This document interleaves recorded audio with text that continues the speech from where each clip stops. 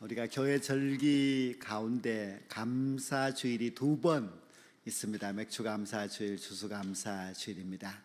우리가 물론 매주일이 다 감사주일입니다.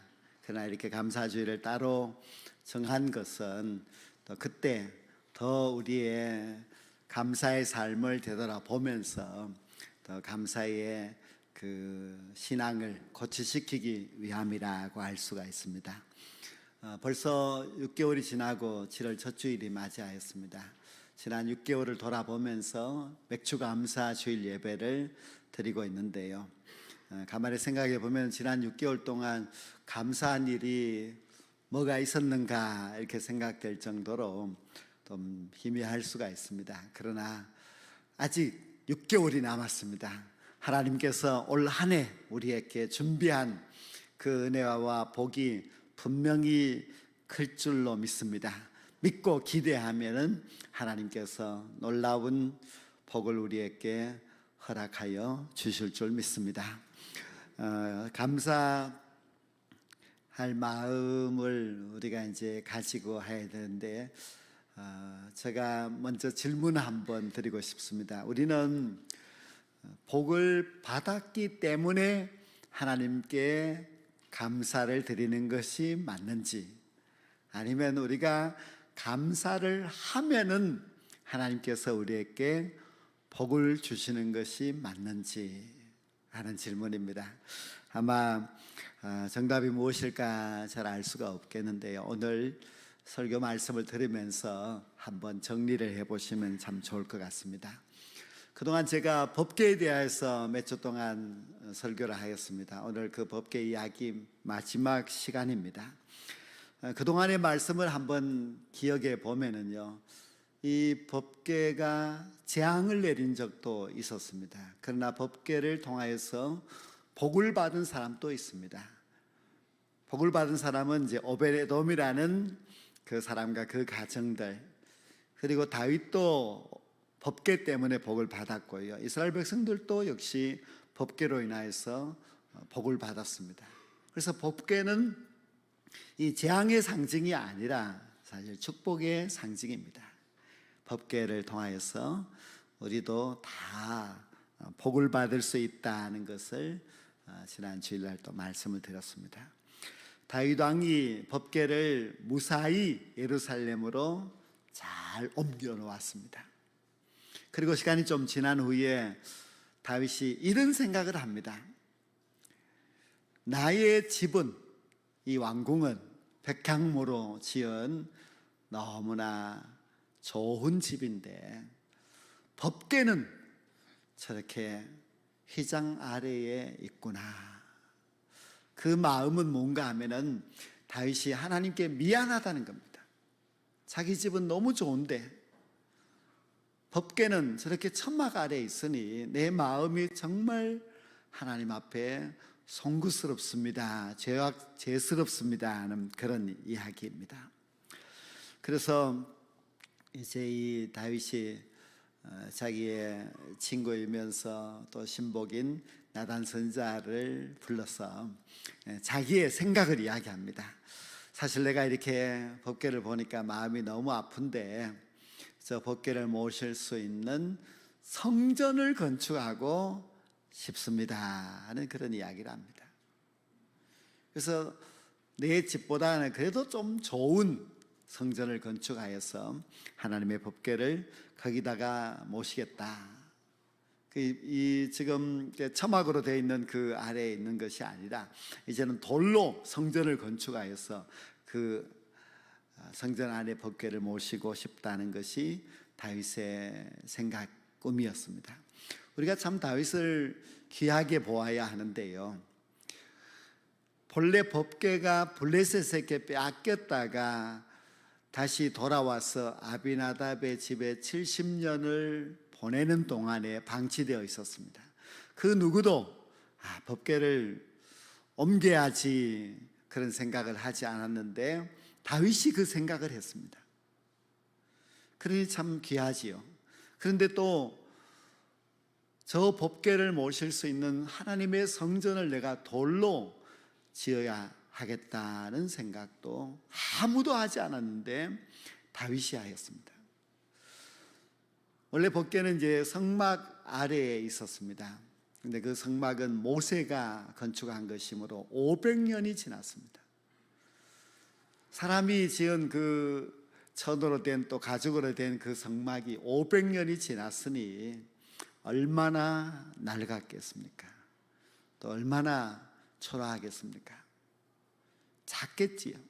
근데 그 성막을 생각하니까 너무 마음이 아파서 이제 성전을 건축해 보겠다. 그리고 그 성전에다가 법궤를 모시고 싶다는 것이 다윗의 생각이었습니다.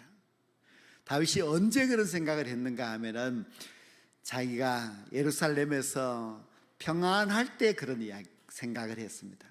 그 사람들이 모든 것이 다 성공적으로 잘 되고 사는데 아무 불편함이 없고 또 모든 부귀영화를 잘 누리고 있을 때에 무슨 생각을 하느냐, 이게 참 중요합니다.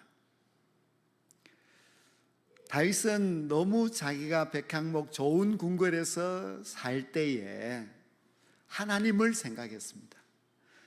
그리고 하나님의 성전을 건축하면 좋겠다는 생각을 하였습니다. 우리도 내 집이 너무 좋은데 하나님의 교회는 너무 허술하고 불편해, 이런 마음을 가진다면 참 좋은 신앙이라고 할 수가 있습니다.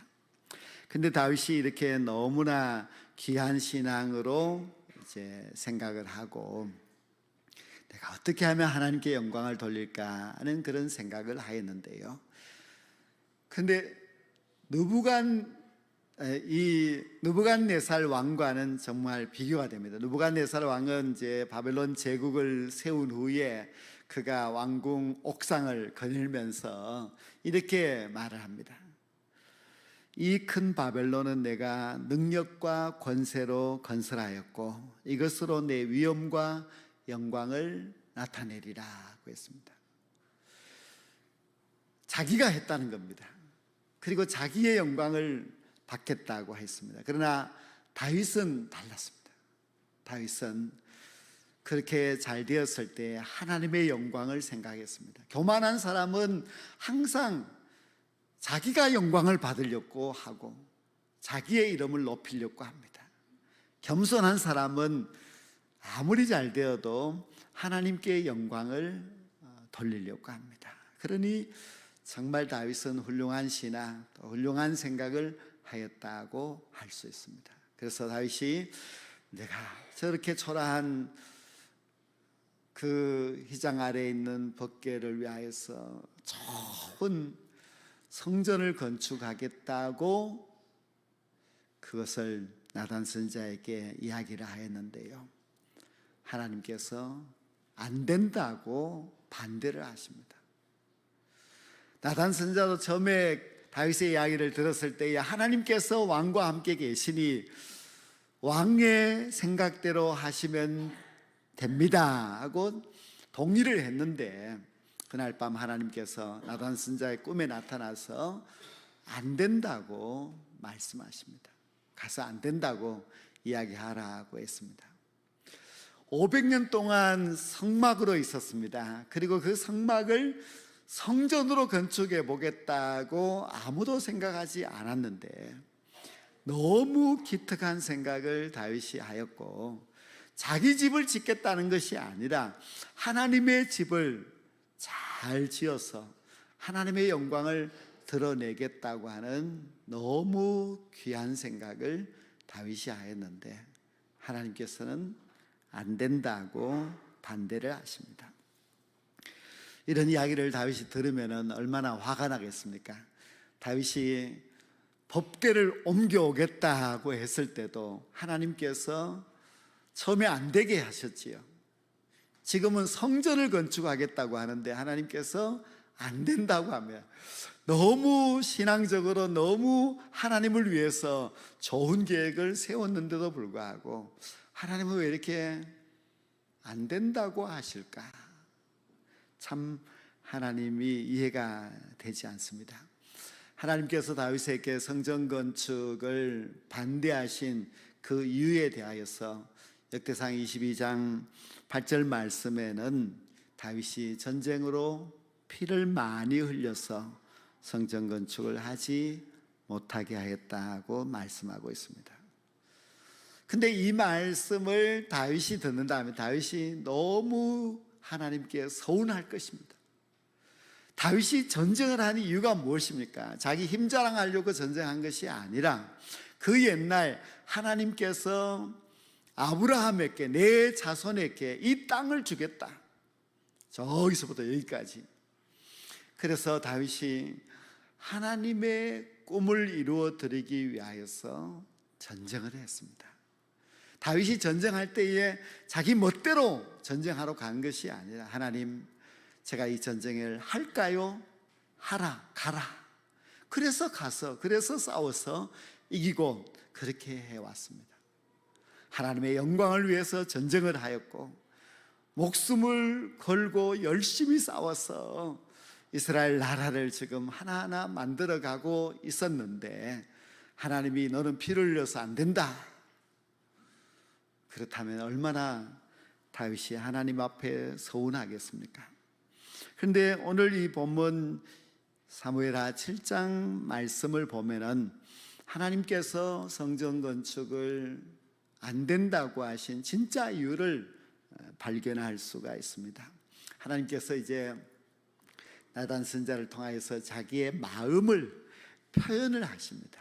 내가 저 애굽 땅에서 이스라엘 백성들을 인도하여 낸 후에 항상 나는 이 성막에 머물렀다. 하나님이 막 화려한 것, 대단하게 좋은 집에 머무른 것이 아니라 그 성막 안에 머물렀다. 그리고 내가 어느 지파, 어느 누구에게든지 백향목으로 된 좋은 나의 집을 건축해 달라고 말한 적이 한 번도 없다는 겁니다. 그러면서 왜 성전 건축을 막으시는가 하면은 하나님의 계획이 있다고 하십니다. 하나님의 계획이 뭔가 하면은요, 하나님의 계획은 이제 다윗이 그 이스라엘 나라를 그 적들로부터 다 막아서 견고하게 세우고 다윗의 아들에게 그 왕위를 잘 물려주고, 그리고 나서 그 아들이 그 평화로운 나라 가운데서 이제 성전을 건축하게 하겠다고 했습니다. 다윗이 생각할 때는 이 정도면 됐다 생각했지만 하나님이 생각할 때는 이 정도는 아직까지 아니라는 뜻입니다. 다윗이 나라를 부강하게 만들었다고 생각하지만 아직도 이스라엘 나라를 넘보는 많은 대적들이 있습니다.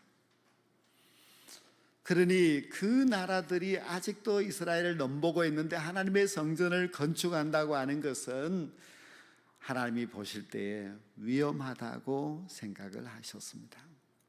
물론 오늘 본문 1절에 보면은 왕으로 궁에 평안히 살게 하신 때라고 말씀하고 있는데요, 그러나 이 정도는 아직 하나님이 볼 때는 미흡하다고 생각을 하셨습니다. 근데 더욱더 참 중요한 것은요, 다윗이 자기의 아들에게 왕위를 물려주고 난 후에라는 이 말씀입니다. 사실 그 전에 이스라엘의 1대 왕 사울은 당대에 끝났습니다. 왕위를 자기 아들에게 물려주지 못하였습니다. 다윗이 왕이 되었습니다. 그런데 아직까지 다윗이 자기의 왕위를 자녀에게 물려주지를 못하였는데, 하나님께서 내가 그 왕위를 내 자녀에게 물려주고 나서, 그래서 나라가 더 견고할 때에 그때 성전을 건축해도 늦지 않다는 그런 말씀입니다. 오늘 이 본문 말씀 가운데 보면은 하나님께서 내가 너의 집을 세우겠다고 말씀합니다. 그 다윗은 내가 하나님의 집을 건축하겠습니다 하는데, 하나님께서는 아니야, 내가 너의 집을 세우겠다. 너의 집을 견고하게 하고 너의 후손으로 하여금 왕이 되게 하고 그리고 너의 후손이 예루살렘 성전을 건축해도 된다는 그런 말씀입니다.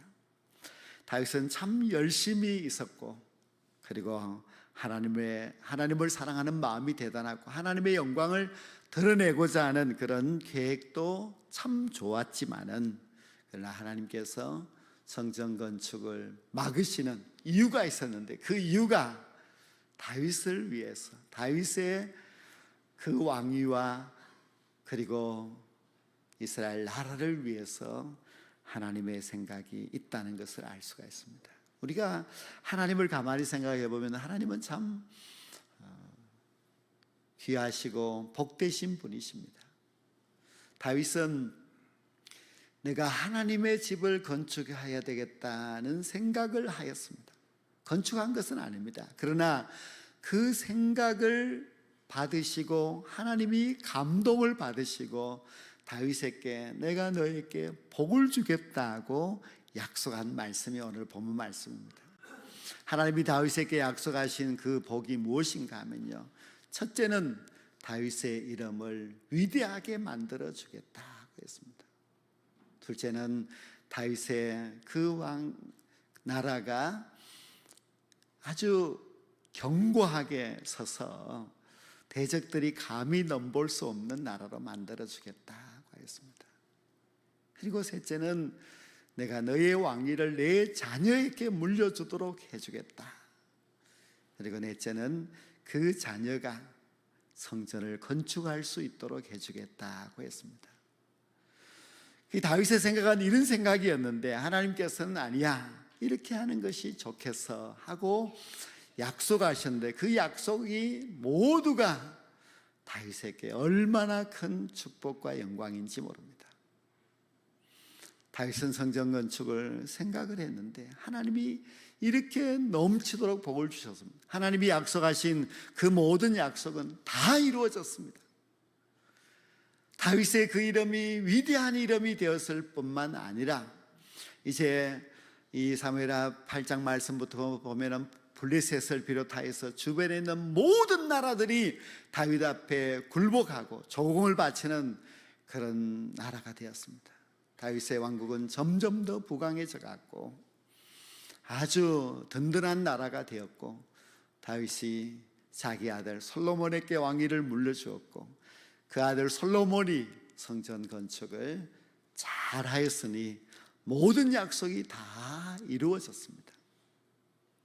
제가 처음에 이제 질문한 내용을 보면은 복을 받았기 때문에 감사하는 거냐, 감사하면은 하나님의 복이 임하는 것이냐 하는 그런 질문이었었는데요. 다윗을 가만히 생각해 보면은 무엇이 더 먼저였는가 하는 것도 알 수가 있습니다. 오늘 이 본문 8절 하반절 말씀을 보면은요, 내가 너를 양을 따는 데서 데려다가 내 백성 이스라엘의 주권자로 삼았다는 말씀이 있습니다. 양을 따른다는 것은 다윗이 원래 베들레헴 목동이었죠. 양치기 소년이었습니다. 그런데 하나님께서 그를 이스라엘 나라의 왕으로 높여주셨고 하나님이 다윗에게 얼마나 많은 은혜와 복을 내려주셨는지 모릅니다. 우리도 마찬가지입니다. 우리가 우리 자신을 가만히 생각해 보면은 얼마나 하나님 앞에 큰 복을 받았는지 모릅니다.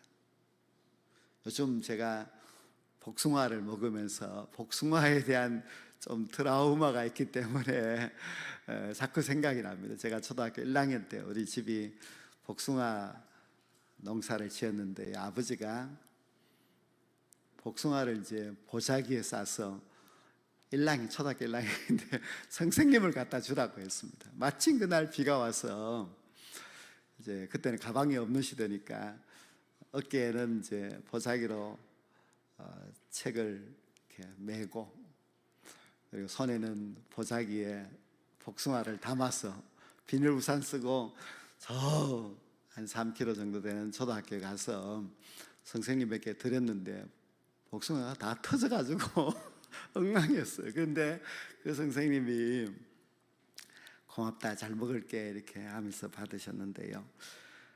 그래, 그 선생님이 참 고맙기도 하고, 또 아버지는 왜 또 비 오는 날 그걸 절 주셔가지고 그런 고생을 시켰는가 이런 생각도 이제 했는데 참 옛날을 생각하면 우리는 참 이렇게 부족한 사람이었는데 하나님이 그동안 참 많은 은혜를 주셨다는 것을 생각하지 않을 수가 없습니다. 우리가 다윗을 보면서 참 다윗이 참 훌륭하다, 좋다 하는 생각을 항상 할 수 있는 것은 그가 시골 마을 목동이었던 그 보잘것없는 이새의 8번째 아들이 이스라엘 나라의 대왕이 되었고, 하나님이 내가 너의 이름을 위대하게 만들어 주겠다는 그 약속이 이루어졌다는 것입니다. 그래서 우리가 이 복과 감사는 계속 같이 맞물려 갑니다. 복을 받았기 때문에 감사하게 되고, 감사하는 사람에게 하나님이 복을 주십니다. 다윗은 어느 날 하나님의 법궤가 저렇게 초라한데 내가 이렇게 좋은 집에 살고 있는 것이 죄스럽다 하는 그런 마음을 먹었습니다. 그러나 그런 마음만 보시고도 하나님께서는 감동이 되어서 너무나 큰 복을 주셨습니다. 우리도 받은 복을 기억하고 감사하는 마음을 가져야만 합니다.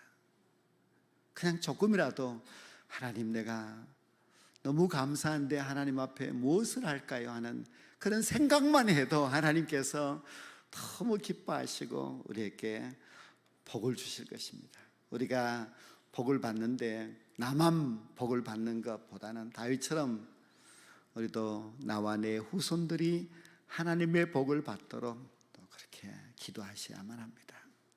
감사는 복의 통로입니다. 우리가 감사하면 하나님께서 우리에게 얼마나 많은 복을 주시는지 모릅니다. 다윗과 같은 감사의 신앙을 다시 회복할 수 있기를 원합니다. 그리고 내가 하나님을 위해서 무엇을 할까? 그런 감사한 마음을 갖고 살아가셔야만 합니다. 그리고 하나님의 그 은혜를 감격해하면서 하나님을 위해서 헌신할 때에 하나님은 우리와 우리의 모든 후손들에게 다윗과 다윗의 후손에게 주었던 그 엄청나고 귀한 복을 반드시 허락하여 주실 줄로 믿습니다.